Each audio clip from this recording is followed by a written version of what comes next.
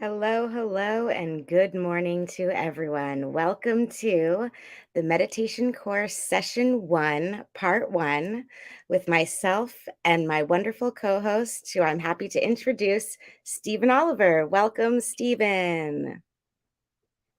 Yeah, well, hi, Rose. Good morning, and good morning, everyone. And this is exciting. I was watching a live stream. I forget whose show it was, and they were talking about what it takes to put on a live stream.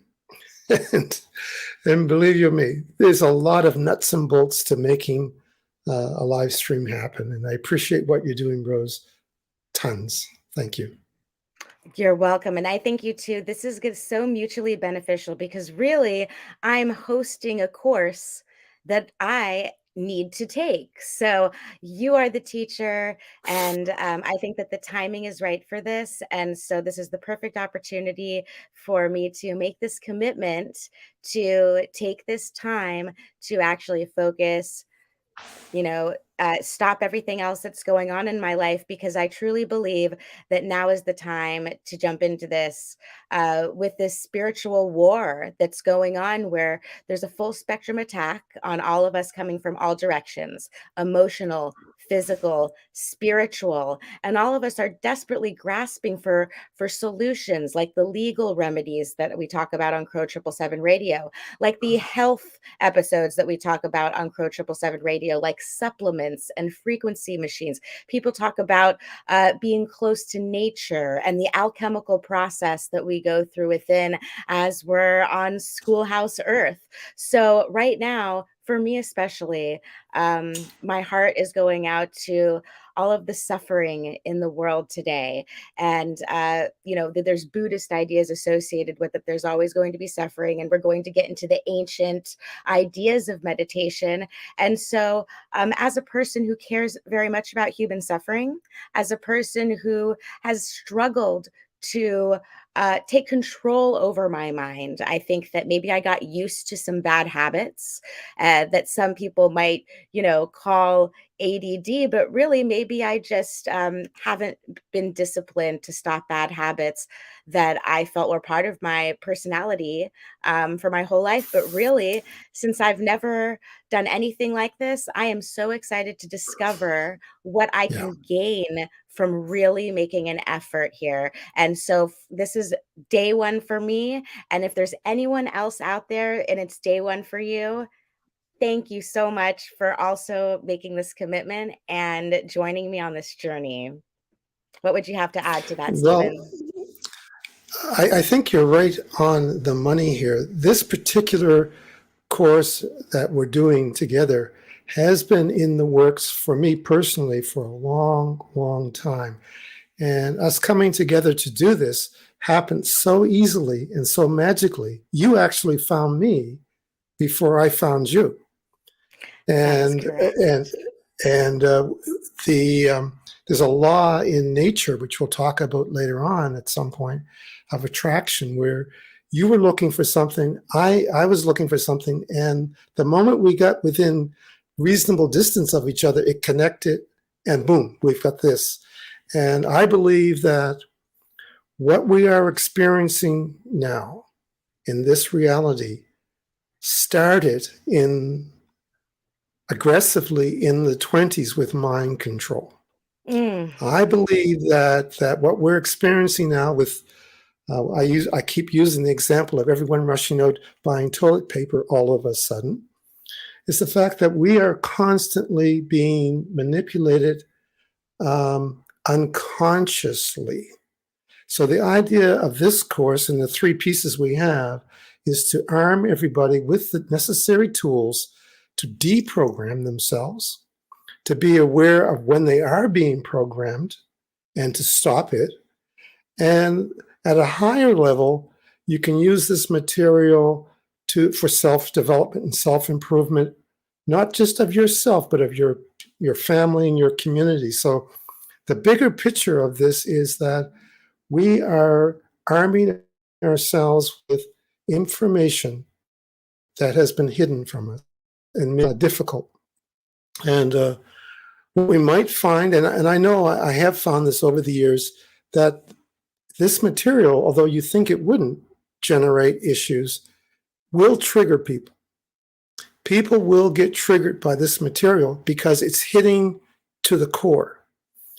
So when I see someone getting triggered, I mean, I know we had one person in our last week test run, and for me, when someone gets triggered, that is an opportunity for learning. Something's happening with that individual to make it so important that they get emotional about it. And that's an indication that there's some big learning to happen. And I'll always try to encourage anyone who gets triggered during the information not to drop and run, but to stay and say, wait a minute, why did I just get triggered? And to ask questions and to say, can you clarify that? If it's something I said or you said, ask us to clarify it, because here's what I found out. That the majority of the times that people have gotten triggered in these seminars, we were both saying the same thing. We were on the same page. It's just that the language and the emotions blocked it. And that's something, it has to do with dissonance. When you see something that is conflicting or challenging your belief system, you'll automatically will defend against it, even though it's Yeah. trying to help you. So Yeah.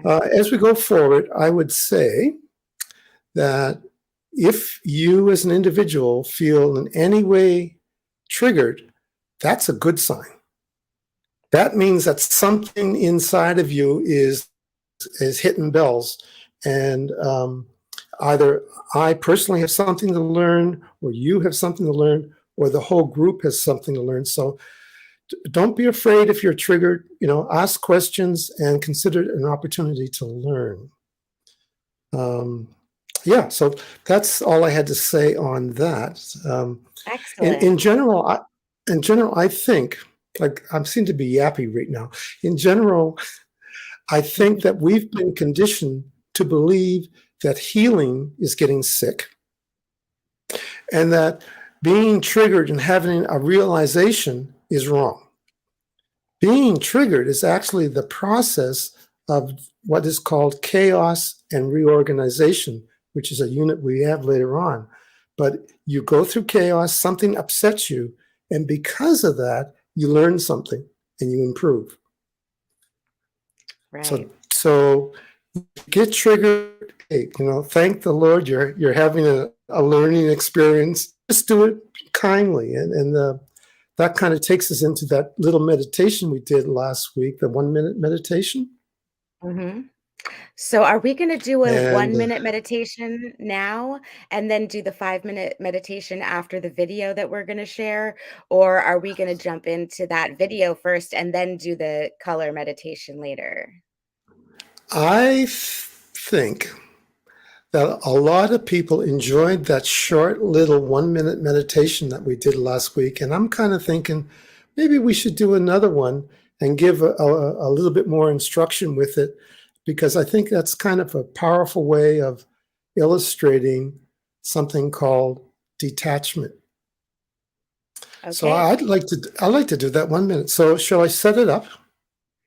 Yeah. And how about this? I'm just going to put on this overlay so that we're not distracted and we're just going to stay silent and focusing on your voice. And then you can lead us through this 1 minute. Okay, so this is a practice meditation of 1 minute, and some of you who were here last week may have done it, but all we're going to do is to sit quietly for 1 minute and focus on something in front of you. If there's something that doesn't have any emotional value, like a spot on the wall or a speck or something, or maybe your mouse or something that's rather inanimate, you're going to just look at something for 1 minute. And during that 1 minute, what will happen is that you're focusing on that object or that spot or whatever it is will be interrupted by a thought. And a thought can be something visual that you're thinking about, something auditory that you're listening to or hearing or words that you thought you heard. It could be something that you smell. Sometimes people, when they're meditating, they smell things or taste things. So it could be any of your five senses plus speech. You might hear someone talking to you. That's a thought. So when you have a thought, we're going to practice disconnecting from it politely. So what you will do is, while you're focusing on your object, and you have a thought comes in, maybe you start thinking about what you're going to make for lunch or whatever, you will recognize that you're having a thought and politely just disconnect from it and go back to what you were doing, looking and focusing on that object. Now, for those of you who want to close your eyes, what you can do, when you close your eyes, you will probably see a little fuzzy dot. And you can just look at that. It doesn't mean anything. It's just something to focus on. And the same thing applies whether you're looking at a real object with your eyes open, or you're looking at a fuzzy dot with your eyes closed. When you have a thought, just politely disconnect from it and go back to watching your fuzzy dot or your object. And the reason I say politely disconnect from it is because you are generating that thought somehow. That thought is coming from you. So you're actually disconnecting from a part of you. So you want to do it kind of politely and nicely. So this is called detachment meditation. So I think we're ready to go. Are we ready to go, Rose?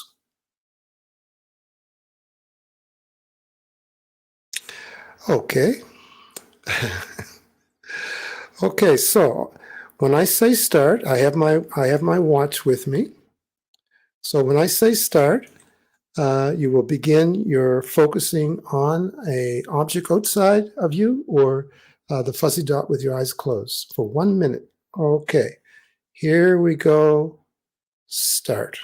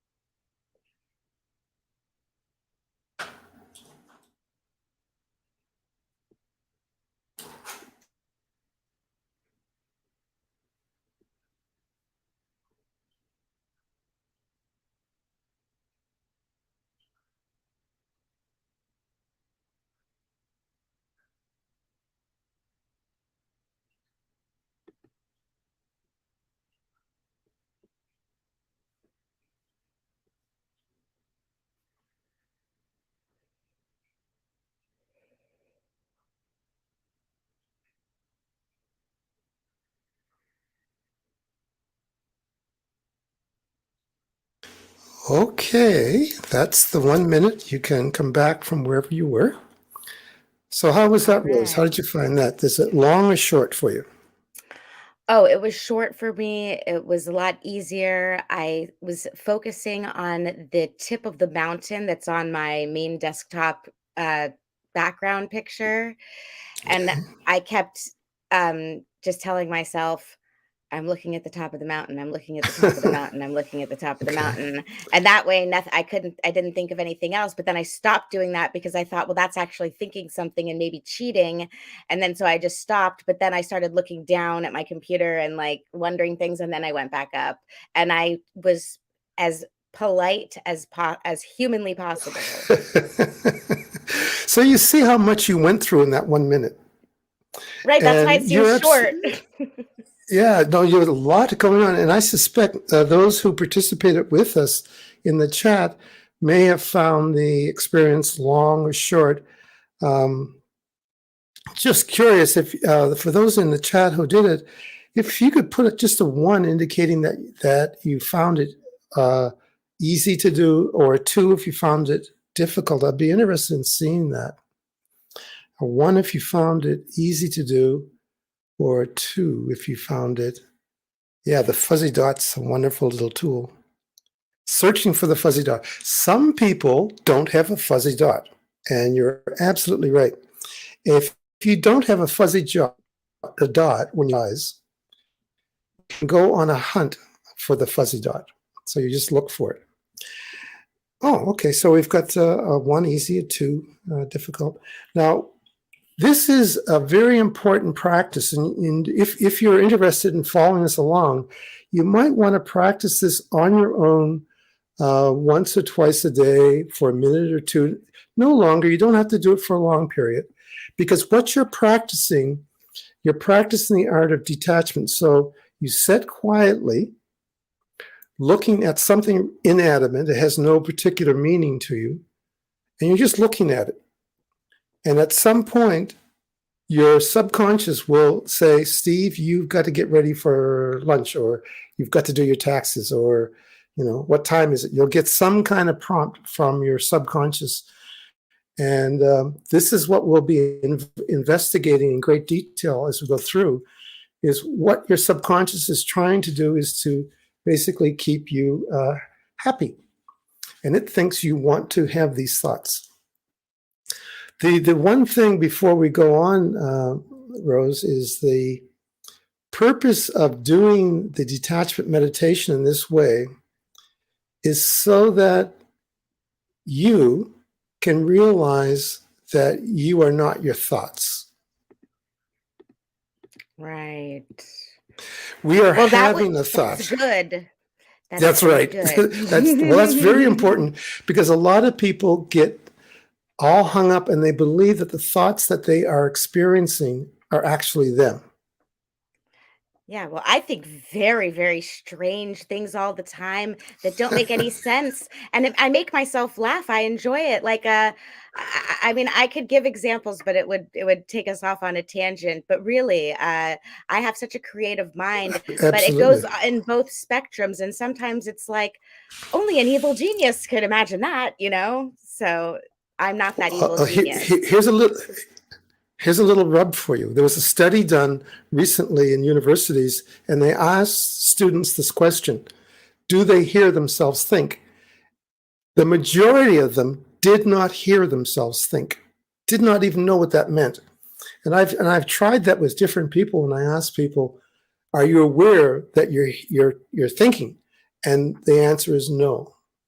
So a lot of people, don't realize that their subconscious is talking to them, giving them messages, and B, don't understand that if they do get messages, that it's not them. They are perceiving these thoughts. Very, very important first step in when you're meditating. The other two is that don't worry about how many thoughts you have. It's not about stopping thoughts. It is absolutely, in fact, if you stop thinking, you're dead. Only Yeah. dead people don't have any thoughts. So having a thought is very, very important. And so the practice is disconnecting politely from your thought. I've got one more question for you, Rose, before we go on. Okay. Yes. Do you remember we were talking about the modes of thinking, that you could see something, hear something, smell, touch something, hear words? Were your thoughts mainly what? Were they visual things that you were having experiences, or were the things that you were hearing? What kind of modes were you experiencing when you were Oh, well, doing that 1 minute? that's a very interesting question because I am a lot of times I'm seeing, well, this is how you'll understand like what I guess I called ADD, but I don't know what else to call it.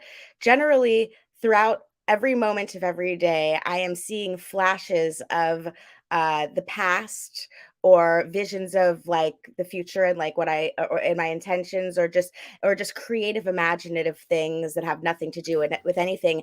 And then while that's happening, I am thinking conscious, logical thoughts about my day and like past, present, future, what I Okay. have to do, my opinions on things, all of the stresses and anxieties. And then also, So, I constantly have music playing in my mind that I've just gotten used to over the years. I'm obsessed with a very specific, the same things for the past 30 years, perhaps, whether it's classical or metal. I'm always hearing music, okay. seeing visions, and thinking So, things.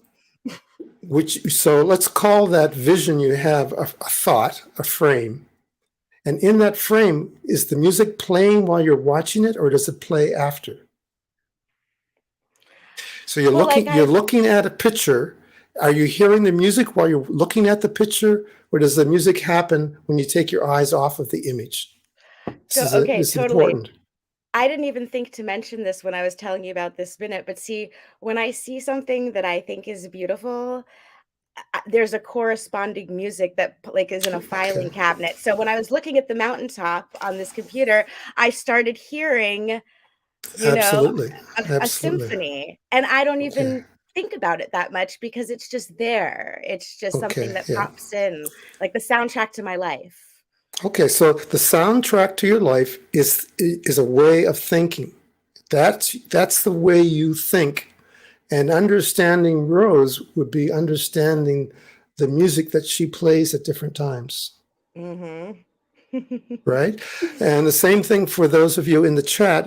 When you after you do your meditation for 1 minute, just sit down and think, well, what experiences did I have? Did I see things? Did I hear words? Did I hear music? Some people have a physical sensation. Some people Yeah. feel have a. For me, there's a particular situation, and I know that it's a healthy one. I know that it's a state when I start to heal, and it's a very specific feeling that I get when I'm meditating.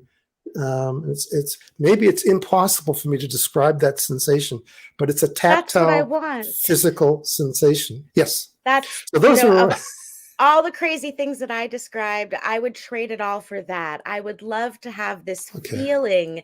I always feel like I want my body to feel things. You know what I mean? And maybe through this meditation, Okay. I can get a physical sensation as well. Absolutely. So the first step is learning how to detach from the random thoughts that occur. Okay. Okay, so that's the So first that's the step. We learn, reward. yes, because what happens is, as you learn to disconnect from these random, the apparently random thoughts that occur, your subconscious will direct you to more important ones. Yeah, so I want to go to what Mystic Knight says. She's mentioning that Crow talks about earworms, and I despise earworms, and I also have mastered putting out the earworm because I have music that I like and appreciate and that serves me on file, but sometimes something like TLC from 1995. Like, this is total nostalgia program where I'm like, don't go chasing waterfalls. And I'm like, I don't like that song. I don't want to hear that song right now. And so I'll trade it for another song, like, a Viking instrumental. I'll exchange So for that. here's where it gets interesting. So we're getting into some really, again, this is all from that 1 minute little meditation, right? It's very powerful. When you start politely disconnecting from these apparently random thoughts you get when you sit down to meditate, you will begin to disassociate from these thoughts and move closer to your source, to where the thoughts are being generated from. So you want to move to your source. Where are these thoughts coming from? And as you move closer to your source, and here's where the magic is, you will automatically begin to heal. Oh. That's what the source does. That's all its role is to make you more whole. So as you disconnect from all these random thoughts that pop up in your head, and when you sit down to meditate, you may be hit with a flood of thoughts. It's called bubbling up. Perfectly okay. Don't fight it. Just take it and politely keep refocusing on something inanimate. And what will happen eventually is that you will move closer and closer to your source. And that's when you will begin to connect with whatever it is you need. I don't know what you need. And in fact, you don't even know what you need, Yeah, you know, but your that's the source does. journey. Your source Well, knows. I have a question for you. Okay, I really am excited about playing the video that we have queued up. We're already at 30 minutes, so now we Yep, know, Steve, that we can we're definitely ready. talk. We'll never have a problem filling time for a show. No, Because I have a question for no. you that is coming out of left field a little bit, but I hope that it's relevant enough. Um, so where are the thoughts coming from? What just popped into my mind, the answer to that, I wonder if what your opinion is on that Islamic Sufism idea that we've covered with Muhammad on Crow 777 of the Kareen. It's like the other, the shadow, and it's kind of like messing with you, and part of healing is making you have to find a relationship with your Kareen. So maybe your Kareen is like the little devil on your shoulder from the Christian perspective, but really it's a mind science, and it's about facing this idea of the shadow, which we could also say Right. the Western version is Carl Jung. When we face that shadow, and is that what you mean, like politely saying that in this context, the Kareen? In general, in life, never yell at anybody. Wait, did I Anybody, just say either. something? Did I yell No, at no, someone you just didn't. now? No, you Okay. didn't. But I'm saying to the world is that when you sit down to meditate, you're being polite to yourself, to your subconscious, and to your greater subconscious. And I think the thoughts that we're talking about can come from a number of sources. One, they can come from your personal subconscious. Your subconscious wants to talk to you. So that's one source. The other source is it can come from the greater superconscious, the realm around you. And that's where it could be coming from people who love you and perhaps some people who don't love you. And that's where we could be receiving uh, thoughts from others. And some of those Mm, thoughts from others may not be to our advantage. So when you disconnect from all thoughts, you indiscriminately disconnect from all thoughts. You're disconnecting from the ones from yourself and the ones from others, okay, equally. And then that gives you a chance then to determine, well, which ones do I want to accept into my reality? yeah, I mean, actually, Okay, and you could also include in that the idea of the projecting thoughts that you think might be coming from other absolutely. people. And in my opinion, the worst thing that we can do for ourselves is to predetermine what we should do. Too much of a greater extent. We need to have goals and objectives, yes. But when you sit down to meditate, you're not down to do anything in particular. You're sitting down to open up, not to do something. So yeah, we could go on a long time with this topic, but hopefully that began to address your question. I think Yes. there's three sources: your subconscious, your greater subconscious, and then there's a realm where we are being, it's like a radio stations out there that we are tuning into. Yeah. That so they're not all coming from you particularly, and we need to, and this meditation will help you sort them out. Yeah, so that I think that is actually what Muhammad was getting at, is that there's like different aspects. There's the Karin, there's the Jinn, there's the Dajjal, and there's like Yep, the yep, different realms yep. of consciousness. So Different names it's, for them. Different names yeah, for them. And you'll notice that what I've developed over the years is I don't tend to go with too many formal names for things because, yeah. what you may call it and what someone else will call it, we're talking about the same thing, Yeah, and then it's they'll the argue about semantics it. problem. It's the semantics The problem we were talking semantics about problems. earlier, where someone might be Yep. talking about Christ consciousness and someone might be talking about Odin, and they're really just Hmm. talking about someone who, reached a Right. higher mind and went through that alchemical process. But anyway, let's get to the No, video. Why don't we get to our video? right on. Discussion to be continued. Okay, everyone, we're going to play the video and then everyone take notes and then we'll chat and we'll discuss afterward. Here we go. Just before you show the video, Okay. what we've done, we've taken my sessions and divided it into smaller segments so that we can show them and then discuss them. All right, here we go.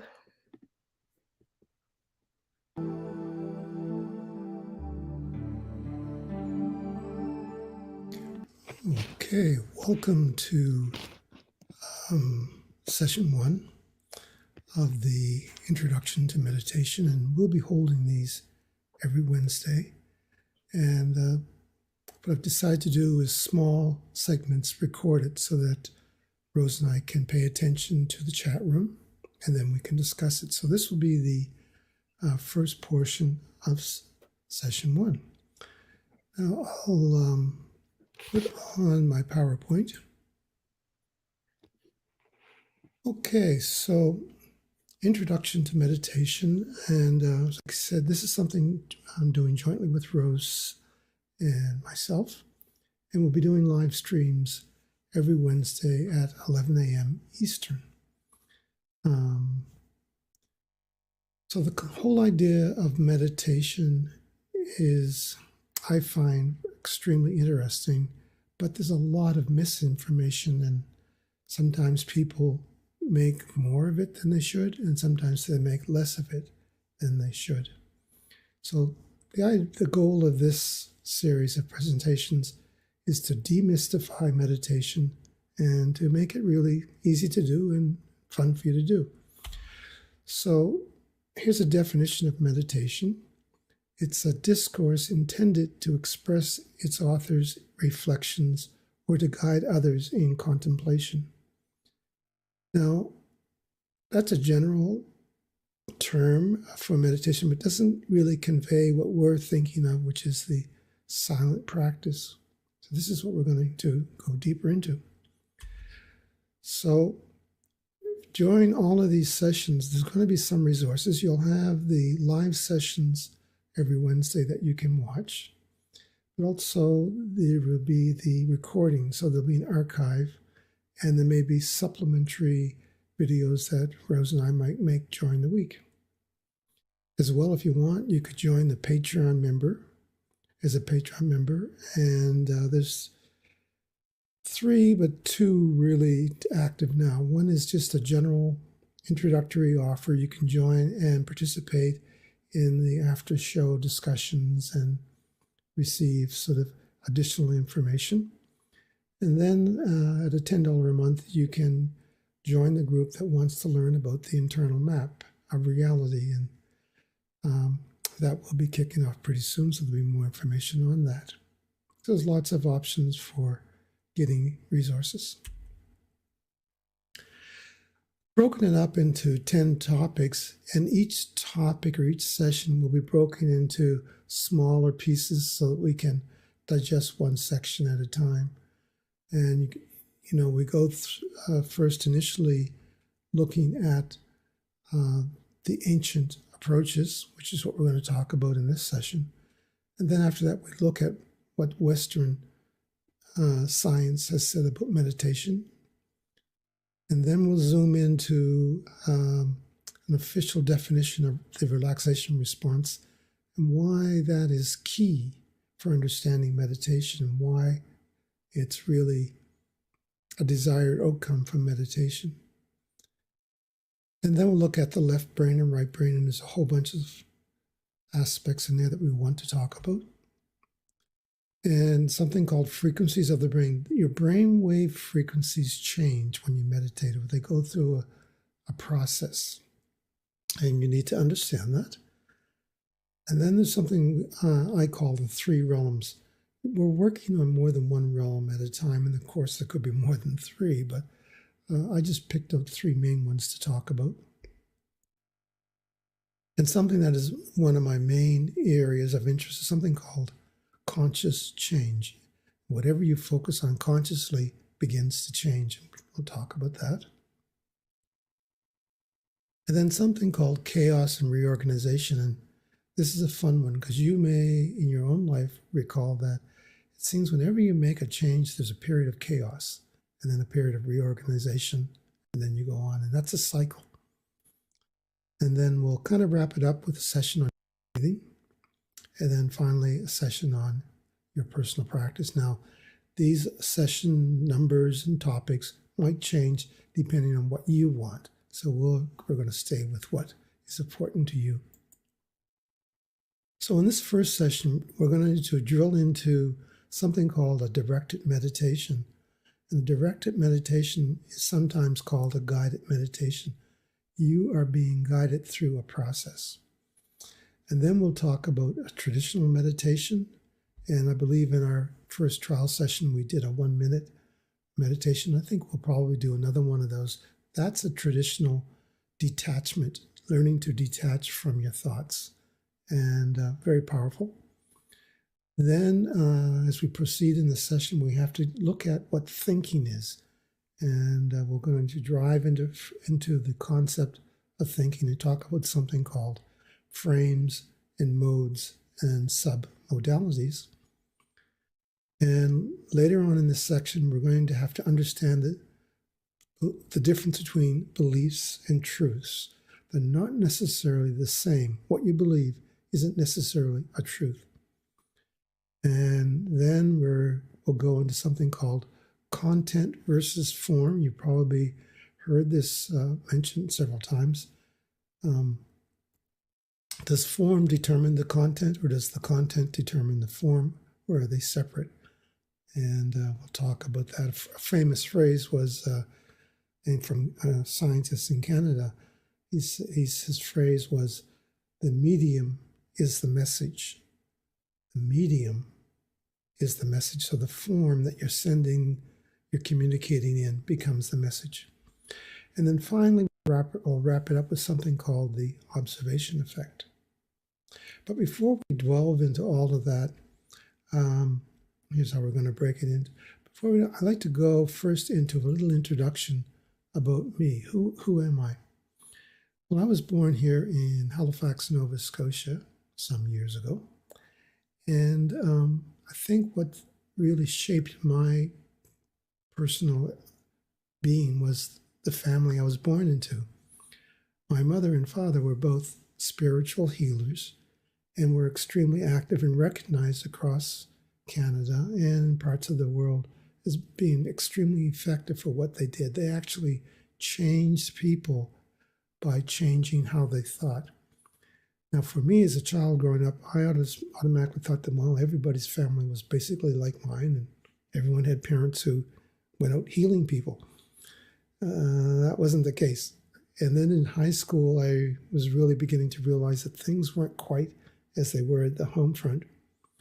So I took a summer job here in Halifax, and it turned out to be with the Halifax Recreation Department, with an experimental children's theater group. And this wasn't a normal theater group, although we did learn classical acting process.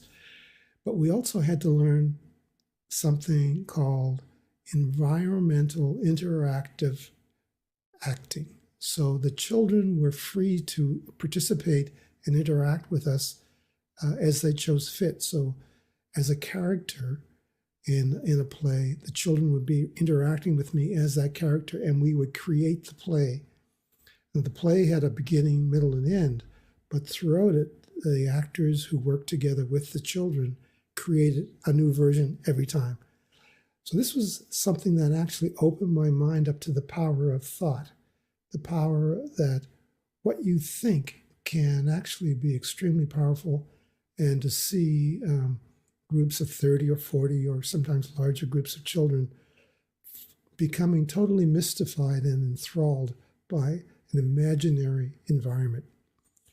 Well, as a result of that work, I met a young lady and fell in love and traveled with her to Toronto, Canada. And it turned out that she was one of the lead dancers with the Toronto Dance Theatre. So I studied with the Toronto Dance Theatre, traveled around the world. And it was through my studies with the Toronto Dance Theatre that I began to see at a professional level what the mind can do. You have to understand that if you know anyone, or if you have performed at a professional level in theater or in dance, it's extremely demanding, and it requires you to be focused, very focused on what you're creating. And the powerful, when you get a group of people doing this, it's amazing. So I discovered that, And during this phase, I began to feel the need to go back to college. So I went back to college, a place called Sheridan College. And during that phase, I was studying yoga, Tai Chi, meditation, massage therapy, and began my lifelong practice of meditation. Seriously began it with the study of Tai Chi with a Taoist monk. And then at some point, I felt a need to return to Halifax. And when I did, I continued my studies of traditional Chinese medicine, studies of meditation, and opened up a wellness center here in one of the first, actually. It's a multidiscipline wellness center that had massage therapists, chiropractors, naturopathic doctors, acupuncturists, counselors, and I provided training in Tai Chi and meditation. As a result of that, I began to interact with the local universities and began a long period, almost 10 years, work with St. Mary's University, researching the effects of meditation and the effects of the internal map of reality. Not shown here was also my involvement with another university called Dalhousie University. And it was through my involvement with Dalhousie University that I developed this course, which I offered for almost 10 years. So I've been doing this for a while, and it's always been exciting. And I find that no matter what I do, I have a strong love for it. So what you can do, if you want to reach for contact, if you want to reach me, you can go to STO2015 at protonmail.com. Or if you want to reach Rose, you can go to contact Rose777 at protonmail. And, if you have questions or if you want to know about what you're doing, if you just want to share with me who you are and what your interests are, let me know what kinds of things you've studied in meditation, if you have a specific interest as we move forward. And at any time, if you have questions, but anything you share with Rose and I will be kept completely confidential. I just need to pause it for a second to point out that there was a little typo here where it says contract Rose 777, but it is actually contact. And I just wanted to also make sure that anyone who is just listening and not looking at the screen, that the word contact is part of the email. So I'm not telling you to contact Rose 777 at protonmail.com. The email is contact Rose 777 at protonmail.com. Sorry about that. And at different times, we'll be asking for your feedback. Well, that's the very beginning intro section of this today's course. There'll be other sections which we'll dig into later, but we'll probably do a little 1-minute meditation now.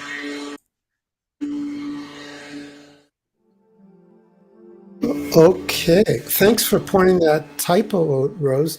But I actually thought that you get so many emails. You probably have a bucket of emails that you have yet to even look at. So I probably shouldn't have put that there. But it's okay. I want people to know that that's how to reach me. But for things related to this, we made this after you made the video, but we do have another email address, the internal map of reality at gmail.com, that we both have access to. And then there's your email as well. Can we put that? Maybe we should put some of this contact information in the comment section. Yes. Of your, so, okay. So any questions in the chat from what you just saw there? There's a lot of background noise. Is there someone using a vacuum or a leaf blower behind you? It's autumn here in Halifax, and the boys are out there with their leaf blowers. I'll just mute my sound unless I'm speaking. Okay, sounds good. All right, I'm just going to get our new email address, internalmapofreality at gmail.com. And just to clarify, what you're doing with us here on our free live streams it's a meditation course. We're going to be meditating, talking about meditation, and that is really just the precursor for what we were talking about with the whole Patreon thing, the internal map of reality is a completely separate course, and it goes in really deep, just having to do with the programming of the mind. So but for all things related to anything that Steve and I are doing, this is a good email address right here, internalmapofreality@gmail.com. And then you have the other email addresses as well. And then let's look at the chat here and see if we have any comments here. We have one comment here that says, Rose, listening to this reminds me of what I was listening to last night about composing music and how it's utilized intentionally to move emotional responses. Intentional living sounds wonderful. Well, you know what that really reminds me of? It reminds me of an interview with Quentin Tarantino, when he's just really sick of people constantly asking him in interviews, so why are your movies so violent, and it's like, why do I have to keep answering? Like, you're making me show up here just to answer the same question over and over again. I've told you all about this over and over again. And the answer is, in case anyone meets him and you don't want to piss him off by bugging him with that question, is that he feels a rush from being the composer of the audience's emotions. So that's why, he's always trying to like top himself, because for him personally, he wants to have control and be the manipulator of people's emotions. And that's what music does. And that's also what we can be doing to our own mind. You know what I mean? So if I am feeling a certain emotion, I'm feeling triggered, like what Steve was talking about, acknowledging and accepting, why am I being triggered? You can take control of that situation and discover it, instead of, repeating that cycle like a constant Quentin Tarantino movie in your mind. Oh, that sounds pretty powerful. Yeah. The key is you're getting messages all the time. And through meditation and practicing that, you will begin to be aware of where the messages are coming from. They're coming from you, coming from your subconscious, or coming from your other consciousness, outer world kind of thing. Yeah, so that's great. So we went through our video, our introduction, and so we're almost at the top of the hour. Are we going to close out now with our color meditation? I think that would be nice. And also, can we make the link for this guided meditation available in the comment section for people? Absolutely. Yes. You know what? I had it uploaded in StreamYard, so I don't have it handy right at the moment. So what I'll do is I've done this meditation a couple of times. I actually did it this morning when I woke up. So I will get that link to post in the comments right at the beginning of the meditation, and then I'll jump in with you guys. How's that? Okay, and a quick setup for it before you started. A guided meditation is different from what we were doing in the beginning. This is where you're going to attach to a thought, and we're not detaching from thought now. With a guided meditation, you're going to follow along. You're going to attach to the voice, which is going to be me, and I will guide you through a very short meditation. And in this one, I noticed when I was reviewing it, I do say close your eyes, but if you're not comfortable closing your eyes, you can leave your eyes open. It's no big deal. It's no problem. So this is a guided meditation, and it's one of my favorite. And I think, Rose, this is the first meditation of mine you tried. Exactly. That's how I discovered you. I noticed you in the chat and I saw your profile picture, and just something hit me and I wanted to see if you had a channel. And this was back then when you could actually click on someone's name in YouTube. See how censorship is working? If it had happened later, maybe I never would have bothered to, type in Steven D. Oliver, but I clicked on your name and I saw, oh my gosh, look at all of these amazing videos. And I found the color one. And then I had my YouTube channel this whole time, wondering if we were ever going to meet and finally do this. So it really is awesome. Absolutely. And I do really appreciate the people who have joined as patrons. And I really appreciate those who have taken the time to be part of the chat. And it's my personal feeling that this is a very valuable information for you. It's nothing that I created. I've accumulated all of this information for you. So I'm just sharing what others have pulled together. I think, I unless there's got the any link. questions. I got the I link see that. here. Fantastic. So now I can start with everyone from the beginning. Here is the link to the color meditation. And I'll also update the description after this before we after we end the stream. Steve, let's make sure we have everything we want in the description. And so shall we begin? I think we should. I'll mute All my right. sound. Here we go.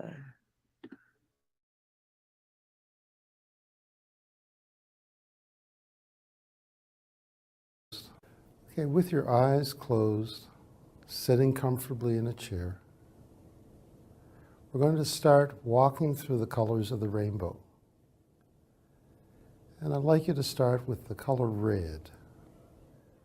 And just let whatever comes into your mind float in. There's no right or wrong way to do this. And just think about the color red. And if you want, you can imagine that when you breathe in, you're breathing in the color red and filling up with red. And when you exhale, you're letting the color red leave your body and go out back into the room.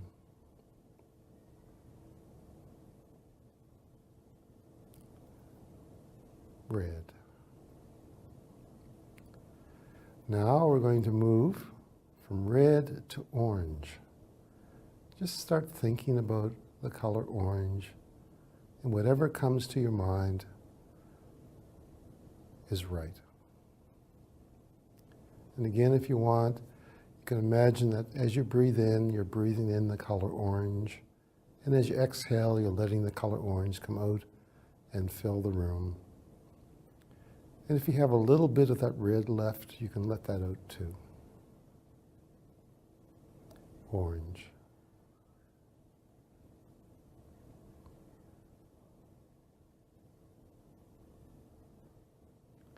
Now, we're going to move to yellow. Yellow. And just as before, there's no right or wrong way. Whatever comes to your mind about yellow is right. And if you want, you can imagine that you're breathing in the color yellow, filling up with it, taking as much as you want because it's free. And as you exhale, you can let out the color yellow into the room. And if there's any orange left, you can let that out too. Yellow.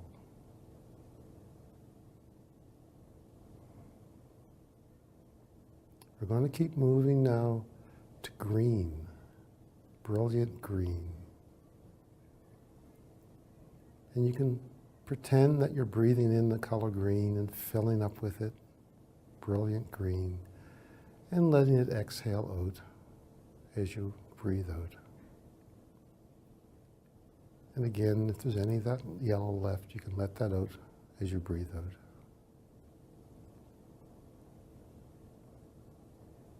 We'll move now to blue. We'll move from green to blue. And if you want, you can breathe in, fill up with blue, and as you exhale, you can just let it come out and fill the room with blue. And as before, if there's any of the green left, you can let that out too. Blue. We'll keep moving now across the rainbow to purple, deep purple. And just let whatever comes to your mind about purple float in. And again, if you want, you can pretend you're breathing in the color purple and breathing it out as you exhale. Letting out any of the blue that might be left.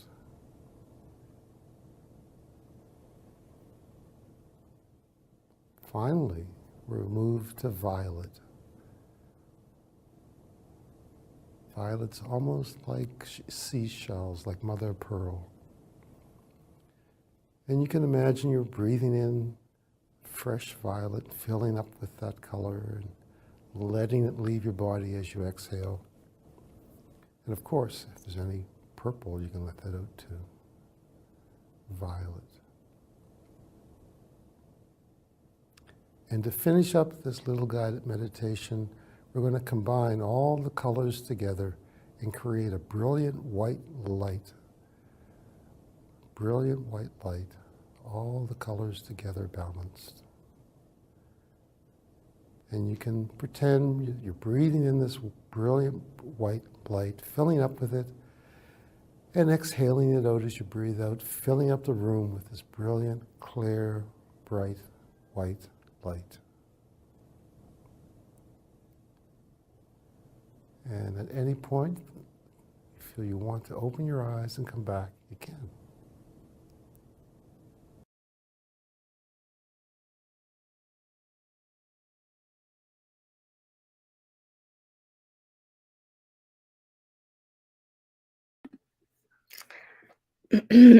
All right. So, all I right, we're think that's back. it.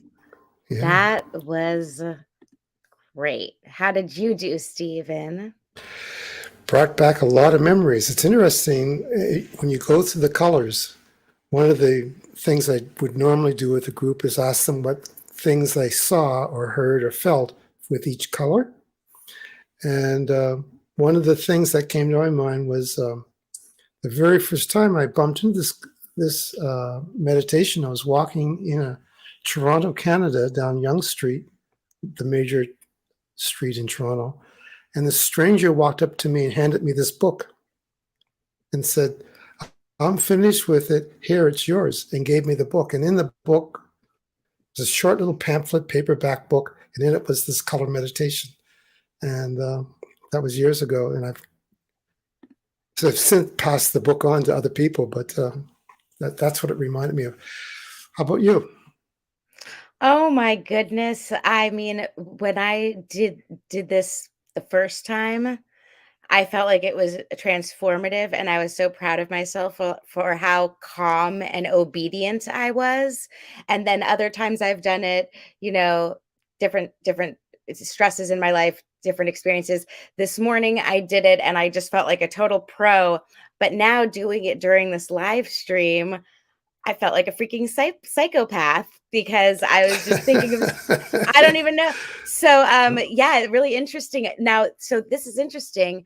I wonder if as I progress through the course and master the art of meditation, if I'll be able to be more disciplined during a live stream. You know what I mean? Like maybe I won't have so much trouble with something like that. I mean, I wouldn't even be able to remember all of the thoughts I went through as we went through the colors. Whereas this morning, I would be able to describe it very easily.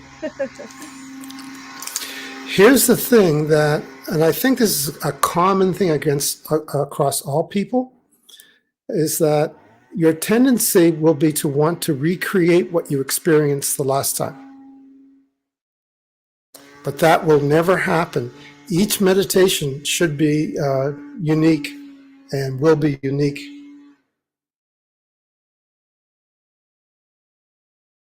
That is so interesting because something that, oh, can you mute yourself while I explain this? Because you're the leaf blower. Okay, so this never happened before as I've done this meditation. As we move through the colors, I just move through the colors. But this time, every time that we move to a color, I abruptly move to the color. And whenever you would say, if there's any orange left or if there's any yellow left, I would think to myself, well, you don't have to say that. There's nothing left. I followed the instructions. I went to the next color. And so I had that internal monologue that seemed totally unnecessary, especially since I'd already experienced the meditation in a relaxed, accepting way. So maybe you can comment. Was that a trigger for some reason today? What do you think? Well, the idea of mentioning the previous color when we've moved to the new color is kind of an opportunity to flush out attachments. Because what can happen is that when you want to switch frequencies, you're still attached to the previous one. You don't want to let go. Say you really liked orange. I'm an orange person. I love orange.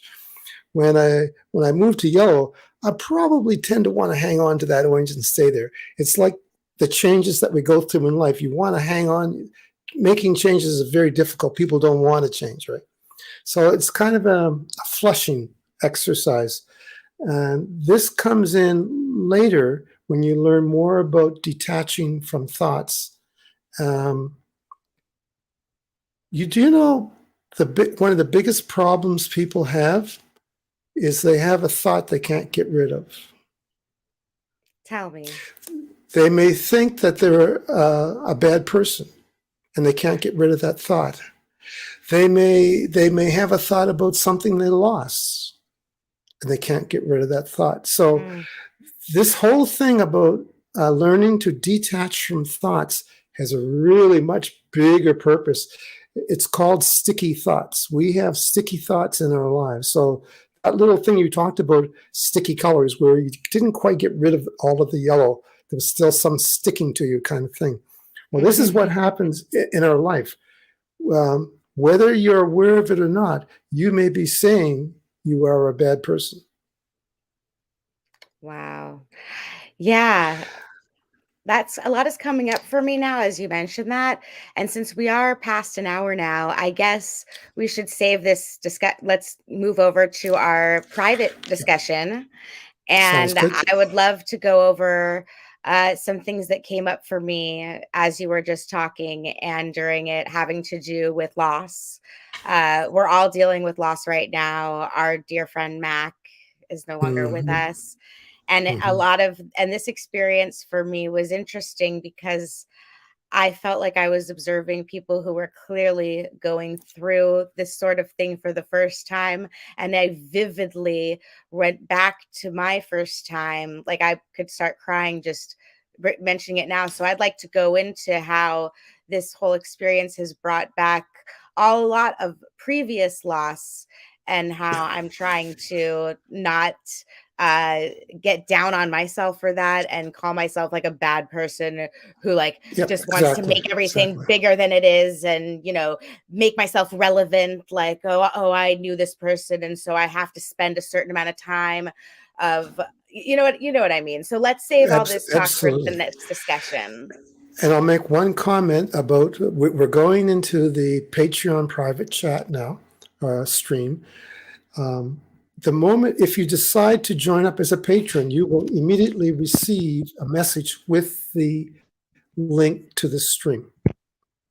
So if you decide that you want to join us, you can join on the Patreon account, patreon.com/Stephen D. Oliver, and join us either today, oh, there it is, either today or in the future. And the moment you join, you will receive a thank you note and the link to the chat. All right. So, what I think that we should do to close out this portion before we end the YouTube stream is just play a few moments of music. And then that way, anyone who wants to sign up right now can do so. And then I hope everyone just has a wonderful day. And if I see you in the Yeah, Patreon stream, that's great. And if not, I'll see you next time. And cheers, everybody. Love you guys so much. And blessings to everyone. thanks, Rose.